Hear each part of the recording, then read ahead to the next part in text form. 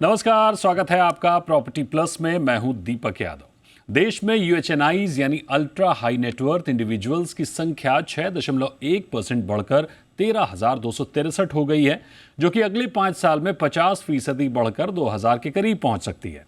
जब अरबपतियों की संख्या बढ़ती है तो उसका सीधा असर हर क्षेत्र के लग्जरी सेगमेंट में देखने को मिलता है, जैसा कि मौजूदा हालात में देखने को मिल रहा है। लग्जरी गाड़ियां, घर पर इसका असर प्रत्यक्ष रूप से देखने को मिल रहा है। नाइट फ्रैंक इंडिया ने हाल ही में अपनी सालाना वेल्थ रिपोर्ट जारी की है। इस रिपोर्ट में रियल्टी सेक्टर पर आंकड़े क्या कह रहे हैं, आगे ट्रेंड कैसा बनता दिख रहा है, इन सभी विषयों को समझने की कोशिश करेंगे। हमारे साथ इंडस्ट्री के कुछ खास दिग्गज एक्सपर्ट हैं जिनसे बात करेंगे। हमारे साथ हैं Ghulam Zia, senior ED Knight Frank India. हमारे साथ चिंतन शेठ हैं, सीएमडी शेठ रियल्टी। और हमारे साथ पार्थ मेहता हैं, सीएमडी पैराडाइम रियल्टी। तो बहुत स्वागत करेंगे आपका पार्थ जी, चिंतन जी और गुलाम सर। गुलाम सर, सबसे पहला सवाल मेरा आपसे ही होगा, रियल एस्टेट के नजरिए से वेल्थ रिपोर्ट में क्या गौर करने वाली बात है? यूएचएनआईज का रियल एस्टेट को लेकर कैसा ट्रेंड देखने को मिल रहा है?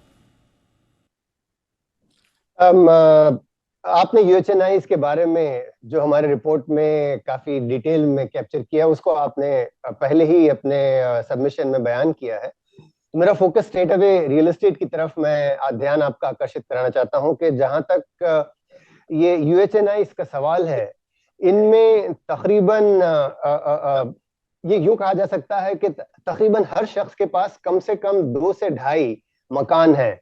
मतलब ये कि सेकेंड होम और थर्ड होम का चलन जाहिर सी बात है इस सेक्टर में बहुत ही ज्यादा प्रोमिनेंटली देखा गया है। उनमें से कई यूएचएनआईज अपने सेकेंड होम को शायद किराए पर भी, रेंट पर भी लगा रहे हैं, लेकिन इसके बावजूद अगले 12 साल के दरमियान इनमें से तकरीबन 12 से 15% लोग लग्जरी मकान खरीदने का मन बनाए बैठे हैं। और दूसरी तरफ इन्होंने अपनी दौलत से, अपनी वेल्थ से, अपनी पूंजी से तकरीबन 30% से ऊपर, 30 से 32% हिस्सा रियल एस्टेट में निवेश करने के लिए अलग कर रखा है। तो ये ओवरऑल अगर केवल रियल एस्टेट की बात की जाए और अल्ट्रा हाई नेटवर्थ इंडिविजुअल्स पर ध्यान दिया जाए, तो यूं समझ लें कि अगले 12 महीने बहुत ही ज्यादा इंटरेस्टिंग होने वाले हैं, क्योंकि स्पेशली लग्जरी रियल एस्टेट जो ऑलरेडी पिछले 1.5-2 साल से बहुत बेहतरीन रफ्तार बनाए हुए है, उस रफ्तार में और ज्यादा ईंधन का काम अल्ट्रा हाई नेटवर्थ इंडिविजुअल के अगले 12 महीने करने वाले हैं।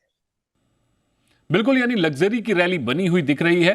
पार्थ जी, आपसे मेरा सवाल यह होगा कि बीते 1 साल में 6% यूएचएनआईज बढ़े हैं, अगले 5 साल में 50% बढ़ने का अनुमान है। जाहिर तौर पर इस सेगमेंट के लोग लग्जरी रियल एस्टेट में निवेश करेंगे, तो क्या आगे लग्जरी का ट्रेंड और तेज होता हुआ दिख रहा है? दीपक जी, बेसिकली आपके क्वेश्चन को मैं 2 पार्ट में आंसर करना चाहूंगा। एक के कुछ जो चीजें लास्ट 3-4 साल में हुई है और उसका इम्पैक्ट क्या हो सकता है अगले 3-4 साल में। एक अपने को रिकग्नाइज करना चाहिए कि पोस्ट कोविड लोगों को बड़े घर या तो एक बेटर लाइफस्टाइल पे स्पेंड करने का एक माइंड बना चुके थे लोग, from a saving mode to living a good lifestyle mode. तो इसमें जो भी लास्ट 7-8 साल में लग्जरी का एक ओवरहैंग था, जैसे आपके रिपोर्ट्स होते थे प्री कोविड के वर्ली, लोअर परेल, बहुत से लग्जरी एरियाज जो सेंट्रल मुंबई में भी थे, वो काफी टावर्स के टावर्स आ रहे थे और कंजम्पशन नहीं था। अभी आपको एक्सेप्ट करना है कि वो ओवरहैंग का कंजम्पशन ऑलरेडी निकल चुका है। जैसे गुलाम जी ने भी अपने रिपोर्ट में स्टेट किया, रेडी यूनिट्स की मात्रा बहुत ही कम हो चुकी है। So now what is happening, आज जो भी नया सप्लाई आ रहा है उसमें यस लग्जरी का ऑफटेक ज्यादा रहने ही वाला है, बिकॉज लोगों ने लास्ट 2-3 साल में स्टॉक मार्केट में, अपने बिजनेसेस में काफी पैसा कमाया है। लोगों ने एंड में रियलाइज कर दिया है कि उनका diversion is safest only real estate as a touch and feel model versus other asset classes. So somewhere down the line, people are going in investment mode also, and a better lifestyle mode of having a bigger space, much better layout, better community living. So yes, luxury trend is going to go up. So I feel next 5 साल luxury तो बढ़ेगा ही, but you cannot take away that apartment between under 1 crore and between 2 to 4 crores are also going to do equally well. There is going to be a huge demand.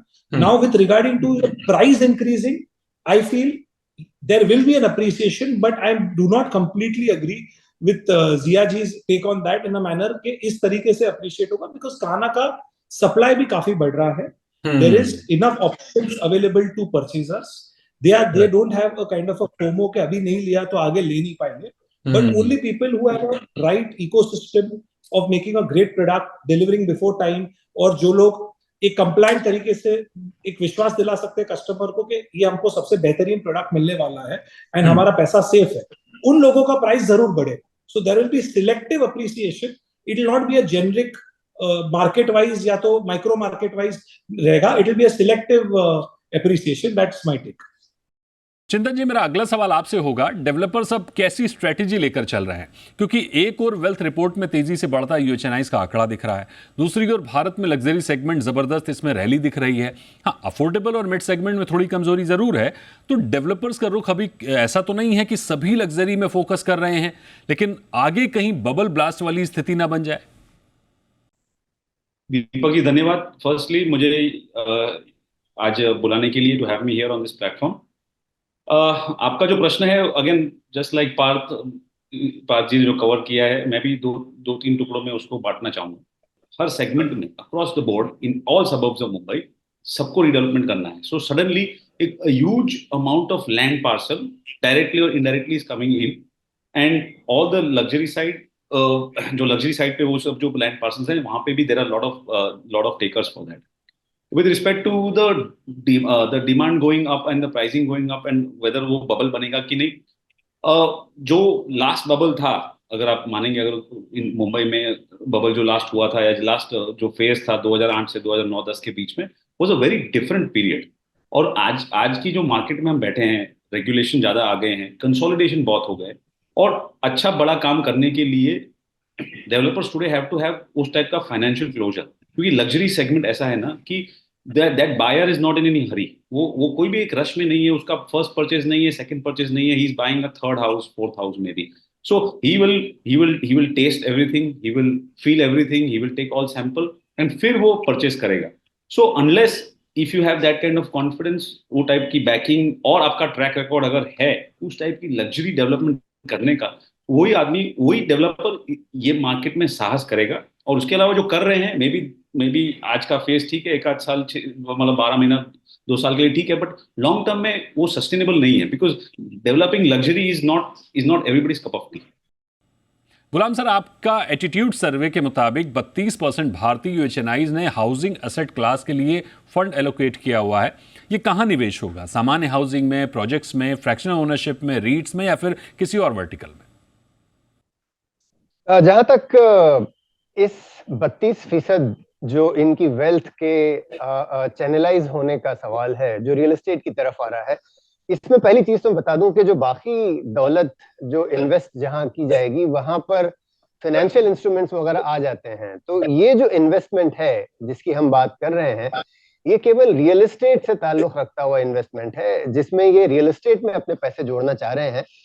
और इस कारण से जो सारे stock related या stock market जो है वो अलग है, उस पर हम ध्यान नहीं देके सिर्फ इस पर अगर ध्यान दें, तो इसमें एक चीज और जो सामने उभर कर आई है कि इनके मोटिवेशन या खरीदने का कारण क्या है. ये रियल्टी जो कुछ भी ये खरीदेंगे, जो मकान या जो कुछ भी अपना इन्वेस्टमेंट, अपनी पूंजी, अपना निवेश रियल एस्टेट सेक्टर में लगाएंगे, तो उसके पीछे क्या कारणवश. तो इसमें 3 चीजें जो उभर के बहुत क्लियरली सामने आई हैं. पहली चीज है इन्वेस्टमेंट, जो शायद पिछले 1.5-2 साल पहले तक रियल एस्टेट में इन्वेस्टमेंट के लिए बहुत कम लोग आया करते थे. यही था कि चूंकि रेट ऑफ ग्रोथ, जो हर साल सालाना दर है rate of growth of real estate prices, वो इतना ज्यादा नहीं था कि लोगों को रियल एस्टेट की तरफ आकर्षित कर सकता था. वो बदला है. तो सबसे बड़ा रीजन है कि इन्वेस्टमेंट के तरीके पर रियल एस्टेट, मतलब आपने जो मकान खरीद लिया, आप अगले चंद वर्षों में उस मकान का ही प्राइस आप बढ़ता हुआ पाओगे. पहली चीज वो है. और दूसरी चीज इनके पीछे एजुकेशन है कि ये बहुत सारे मकान यूं खरीदे जाएंगे कि उनके बच्चे, मान लें अगर कोई लंदन में बच्चों को भेज रहा है या यूएई में या सिंगापुर वगैरह में, वहां पर ये मकान खरीदे जाएंगे ताकि बच्चों को एजुकेशन के लिए सुविधा हो. वहां जब वो पढ़ रहे हैं तो उस दौरान वो वहां पर अकोमोडेशन, वहां पर रुकने के लिए वो मकान खरीदे जाएंगे. और तीसरा कारण जो उभर के आया है वो है लाइफस्टाइल का. लाइफस्टाइल मतलब आप जो मकान खरीदोगे, आप चाहोगे कि सोसाइटी में ये मकान आपको एक मकाम दिलाए, लोग ये देख के कहें कि ये फला मकान दीपक जी का है, और उस चीज पे एक लाइफस्टाइल एक क्रिएट किया जाए. तो आज जो लाइफस्टाइल के लेके डेवलपर्स ब्रांडेड रेसिडेंसेज और इस तरह की चीजें कर रहे हैं, वो इस चीज से डायरेक्टली संबंधित है कि आप जब मकान खरीद रहे हो तो उसे एक हद तक इन्वेस्टमेंट ऑफ पैशन कैटेगरी में आ जा रहा है, जहां पर आपका मकान आपके जज्बात को सपोर्ट करने के लिए खरीदा जा रहा है, केवल इन्वेस्टमेंट के लिए नहीं। तो अगर आप ध्यान दें, ये चीजें जो 3 उभर कर आई हैं हमारे सर्वे के थ्रू, वो ये है कि या तो आप, जाहिर सी बात है इन्वेस्टमेंट तो है ही है, लेकिन उसके साथ ही साथ वो जो पैशन वाला मामला है, जो ये एक सोसाइटी में दिखाने का मामला है कि हाँ, हम आज 5 साहब के प्रोजेक्ट में हमने मकान खरीदा है। तो ये सारी चीजें हैं जो वो बहुत क्लियरली उभर कर सामने आई। पार्थ जी, इसी को आगे बढ़ाते हैं, इसी सवाल को आगे बढ़ाते हैं।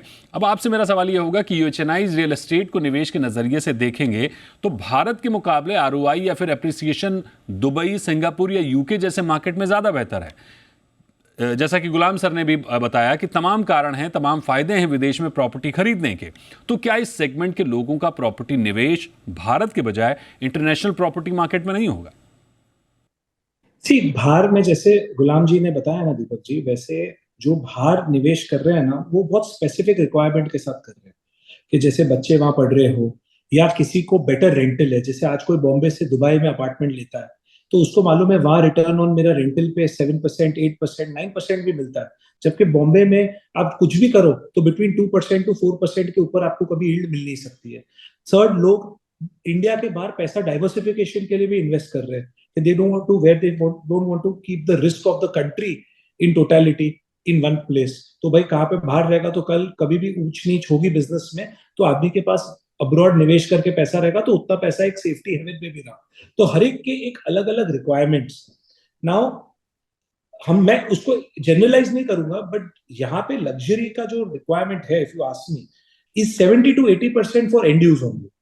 आज भी जो लोग एक इन्वेस्टमेंट के मात्रा पे अंडर कंस्ट्रक्शन लेना चाहते हैं कि फॉर एग्जांपल एक प्रोजेक्ट चल रहा है जहां पे आज हमको उनको 1.5 करोड़ का फ्लैट मिल रहा है, उनको मालूम है रेडी पे ये 2.5 करोड़ या 2.25 करोड़ का होने वाला है, तो काफी इन्वेस्टर्स आज भी इंस्टॉलमेंट पे इजी किश्तों में अफोर्डेबल हाउस या मिड अफोर्डेबल हाउस भी खरीद रहे हैं। ऐसा नहीं है कि सब खाली लग्जरी में खरीद रहे। मैं ये नहीं बोलूंगा कि बैलेंस, आपका क्वेश्चन था कि बैलेंस बिगड़ता जा रहा है, नहीं। जो लोग बाहर निवेश कर रहे हैं उनका सेट ऑफ पर्सनल रिक्वायरमेंट या इन्वेस्टमेंट गोल्स ही अलग है। जिसके गोल्स अलग है उनके लिए बाहर है। बाकी अभी भी मैं जो समझ रहा हूँ, काफी लोग इंडिया में ही इन्वेस्ट कर रहे हैं। इनफैक्ट हमारे पास एज अ कंपनी हमारा करीबन 10 से 12% सेल एनआरआई मार्केट से होता है। We are seeing lot of people from GCC, Abu Dhabi, Bahrain, Qatar और इवन फ्रॉम लंदन, जो लोग बॉम्बे में इन्वेस्ट करना चाहते हैं और एक घर लेके रखना चाहते हैं कि वहां की इकोनॉमी में थोड़ी भी इंस्टेबिलिटी हुई तो हमारे पास यहाँ बंबई में एटलीस्ट एक अच्छी इन्वेस्टमेंट है। So I will say cross investment is coming into India also if you see the numbers. बिल्कुल, ये जो ट्रेंड दिख रहा है वो वाकई बड़ा अलग किस्म का है। हर सेगमेंट में हम देख रहे हैं कि लग्जरी हो या फिर लग्जरी रियल एस्टेट हो, लग्जरी कारें हो या लग्जरी के जो भी सेक्टर्स हैं वहाँ पर एक तेज़ी देखने को मिल रही है। इस चर्चा को और बढ़ाएंगे, वेल्थ रिपोर्ट पर और बारीक बातें करेंगे एक छोटे से ब्रेक के बाद।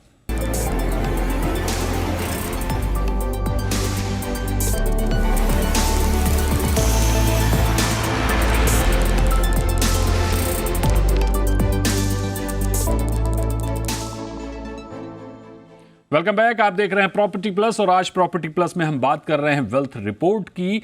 पिछले 1 साल में जिस तरह से धन कुबेर बढ़े हैं देश में, पूरी दुनिया भर में, ऐसे में रियल एस्टेट को लेकर उनका क्या रुख है, किस तरह का मूड माहौल दिख रहा है लग्जरी रियल एस्टेट में, इन्हीं सब बातों पर चर्चा जारी है। मेहमान हमारे साथ जुड़े हुए हैं, चर्चा को आगे बढ़ाते हैं। चिंतन जी, मेरा अगला सवाल आपसे यह होगा कि एक और इंटरेस्टिंग डेटा गुलाम सर की रिपोर्ट में जो देखने को मिल रहा है कि पीरी सर्वे के मुताबिक $1 मिलियन में देश में सबसे महंगी प्रॉपर्टी मुंबई में है। बाद में दिल्ली, बेंगलुरु का नंबर भी आता है। क्या कारण है जो मुंबई को देश का सबसे महंगा प्रॉपर्टी मार्केट बनाते हैं? ऐसे में डेवलपर्स के लिए मुंबई कितना खास हो जाता है? फिलहाल तो मुंबई काफी है। There is more than enough demand supply and काफी कुछ मतलब अपॉर्चुनिटीज अवेलेबल मुंबई में ही ज्यादा है। तो we are not looking at any other market. But to answer your question, आपके सवाल का जवाब देने के लिए, मुंबई में कॉन्सेंट्रेशन ऑफ वेल्थ पहले से ही ज्यादा रहा है। तो ऐसा नहीं है कि सडनली मुंबई की प्राइसेस बढ़ गई है and we are now seeing Mumbai in the top 10, दुनिया के टॉप 10 में देख रहे हैं। ऐसा तो है नहीं। मुंबई आज से 10 साल पहले भी महंगा था, आज से 20 साल पहले भी सबसे महंगा था, बिकॉज मुंबई का नेचर, उसकी land sea lock situation and FSI की lack of projects, lack of land की अवेलेबिलिटी के हिसाब से मुंबई में हमेशा डिमांड सप्लाई का मिसमैच तो रहा ही है. And you add that to it being the financial sector, add that कि इंडिया के टॉप 100 में से आई थिंक 30-40% लोग मुंबई में रहते हैं. तो मतलब नेचुरल बात है कि मुंबई की demand for luxury real estate would be the highest, and that is always the case. But Delhi NCR को छोड़ के if you look, maybe Bangalore, Hyderabad, these and certain segments of Pune are markets where you could look at. मतलब आप देख सकते हैं high end luxury या extremely uber luxury की बात कर सकते हैं, तो maybe those 2-3 pockets are there in India. But even then अगर एक जनरल स्टेटमेंट मुझे अगर देना है तो general statement would be that in any market, कोई भी मार्केट में ऐसा वर्ग तो है ही कि वो सेगमेंट का सबसे मतलब वेल्दी वर्ग है, और वो कुछ भी they are ready to pay any price for their luxury, for their question, for their lifestyle upgrade, and as Ghulam ji ने बताया, फॉर द ब्रैग वैल्यू के they live in that stature. ठीक. गुलाम सर, इसी सवाल को आगे बढ़ाते हुए आपके पीरी सर्वे के मुताबिक मुंबई, दिल्ली और बेंगलुरु का जिक्र है. सबसे महंगी प्रॉपर्टी देश में इन्हीं शहरों में. बाकी शहरों का क्या हाल है? दीपक, सबसे पहले तो मैं ये कहना चाहूंगा कि ये जो बाकी के 2 शहर हैं मुंबई को छोड़ के, ये भी इस लिस्ट में नए आए हुए हैं. अगर आज से कुछ वक्त पहले अगर आप जाते तो आपको शायद मुंबई के अलावा कॉस्टली या कीमती प्रॉपर्टीज इस मुल्क में और कहीं नहीं थी. पिछले चंद महीनों में आपने ये सुनना शुरू किया होगा कि दिल्ली में भी 90 करोड़ 100 करोड़ के अपार्टमेंट आज मिलने लगे हैं, जबकि मुंबई में आज 100 करोड़ के अपार्टमेंट बहुत कॉमन है. तो ये जो चीज है वो काबिल गौर जरूर है कि इस पर आपका ध्यान होना चाहिए कि केवल प्राइस के ऊपर होने से लग्जरी प्रोडक्ट्स का ताल्लुक नहीं है. आप कई सारे क्योंकि आपका सवाल ये है कि भारत के दूसरे शहरों में क्या हालचाल है, भाई वहां पर भी लग्जरी प्रोजेक्ट्स बहुत हैं, लेकिन जब आप उसको मनीला से कंपेयर करने चलोगे तो जाहिर सी बात है आप इन्हें बहुत ही उस लिस्ट में कहीं नहीं पाओगे. और as I said, even Delhi आज उस पादान पर चढ़ रहा है जहां पर मुंबई शायद आज से 20 साल पहले हुआ करता था. तो ये है कि रफ्तार है, चूंकि ओवरऑल, और ये चीज ओवरऑल ये ताल्लुक मैक्रो पर्सपेक्टिव भी देखना जरूरी है कि भारत में जो पिछले 2-3 साल में इकोनॉमी ग्रोथ हुई है, आज भी हमने जो रिसेंटली जीडीपी ग्रोथ का क्वार्टरली नंबर देखा, 8% के ऊपर जो जीडीपी ग्रोथ है, जो दुनिया में शायद सभी को अचंभे में डाली हुई है, कि ये जो रफ्तार है ना, इस रफ्तार का सीधा साधा ताल्लुक है वेल्थ क्रिएशन पर. और वेल्दी जो जितने भी आप अरबपति करोड़पति जो कह लें, उनके भी नंबर में बढ़ोतरी इसीलिए तो हो रही है कि ओवरऑल इकोनॉमी बढ़ रही है, और उसका सीधा साधा असर रियल एस्टेट पे आ रहा है. कि अगर कोई शख्स जो इस लिस्ट में दाखिल हुआ है वो हैदराबाद में रहता है और वो चाहता है कि हैदराबाद में 70, 80, 90 करोड़ 100 करोड़ का अपार्टमेंट खरीदे, तो जाहिर सी बात है वो भी मार्केट अगले चंद सालों में आप हैदराबाद, चेन्नई, पुणे जैसी मार्केट्स को भी इस लिस्ट में शामिल हुआ देख सकते हो. क्योंकि जो रफ्तार से हमारी इकोनॉमी बढ़ रही है, उस रफ्तार में वेल्थ क्रिएशन हो रहा है, दौलत बन रही है, लोग दौलतमंद हो रहे हैं, और उसके चलते कीमती रियल एस्टेट का भी चलन बढ़ता चला जा रहा है.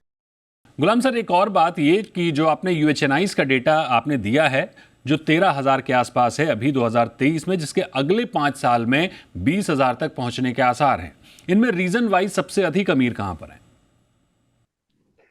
देखिए, ये तो बहुत सिंपल. आप अगर इंडिया भारतवर्ष की बात कर रहे हैं तो जाहिर सी बात है मुंबई हमेशा से टॉप पर रहा है, क्योंकि ये फाइनेंशियल कैपिटल माना गया है मुल्क का.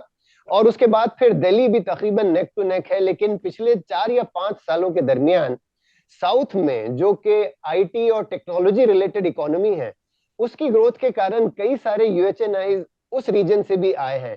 अदरवाइज वेस्ट एंड नॉर्थ, मेरा ख्याल है पिछले हम 12-15 साल से हम वेल्थ रिपोर्ट कर रहे हैं, और उसमें ये पिछले 5-6 सालों में साउथ के जो एडिशंस हैं वो काफी ज्यादा हैं. लेकिन फिर पिछले साल 2 साल में अगेन टेक्नोलॉजी थोड़ा सा ठंड होने के कारण दूसरी तरफ जो जैसे मैन्युफैक्चरिंग सेक्टर हो गया, इंफ्रास्ट्रक्चर, खास तौर से इंफ्रास्ट्रक्चर पे ध्यान देना होगा कि पिछले चंद सालों में इंफ्रास्ट्रक्चर सेक्टर बहुत तेजी से ग्रो हुआ है. तो इन सारे रीजन्स में जहां जहां पर भी इस तरह के काम हुए, वहां पर नंबर काफी बड़े हैं. यानी पूरी चर्चा से जो निकल कर आ रहा है वो ये कि लोगों की वेल्थ बढ़ रही है। यूएचएनआई यानी अल्ट्रा हाई नेटवर्थ इंडिविजुअल्स की संख्या भी भारत में तेजी से बढ़ रही है। अब अमीर बढ़ेंगे तो निवेश भी बढ़ेगा। रियल्टी सेक्टर निवेश का सटीक साधन है, खासकर लग्जरी रियल एस्टेट में निवेश बढ़ता दिखेगा। हाल के आंकड़े कम से कम इस बात पर मुहर लगा रहे हैं, आगे भी लग्जरी प्रोजेक्ट लॉन्च होते हुए दिखेंगे। 2 से 5 करोड़ के घरों की बिक्री बढ़ती हुई दिख रही है, लिहाजा नए लॉन्च भी इसी तरफ अधिक है। विदेश में घर खरीदने का ट्रेंड भी बढ़ता हुआ दिख रहा है। दुबई जैसे शहर में भारतीय सबसे बड़े प्रॉपर्टी निवेशक हैं, ये बात भी ध्यान रखने की जरूरत है। इसी भारत में लग्जरी सेगमेंट की रैली कहीं कुछ ऐसा तो नहीं हो रहा है जो हम देख नहीं पा रहे हैं, कुछ हिडन साइड, कुछ ऐसे आंकड़े तो नहीं है जिस पर हमें गौर करने की जरूरत है। मौजूदा माहौल लग्जरी का बना हुआ है। पार्थ जी, चिंतन जी और गुलाम सर, आपका बहुत शुक्रिया हमारे साथ जुड़ने के लिए। आज के शो में इतना ही। वक्त है एक ब्रेक का, बने रहिए जी बिजनेस के साथ।